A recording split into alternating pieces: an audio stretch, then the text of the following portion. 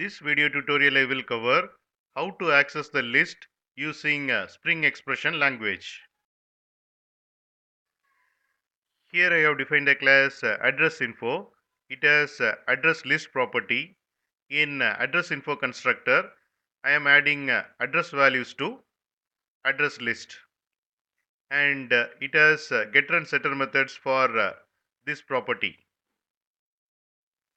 Here I have overridden toString method.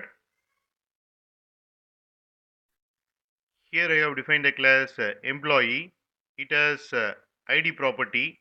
ID property value will be set as 10, and name will be set as Peter, and first address will be set as first address value of address list, which is this one, and second address will be set as second address value of address list, which is this one.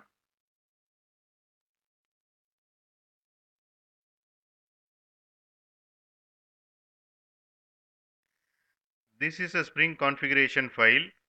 Here I have enabled auto component scanning for this package.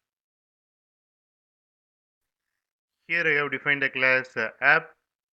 Here I have created application context object by reading Spring configuration file using getBean method of application context object, getting address info object from Spring container, and displaying the address info. Here you can see the output,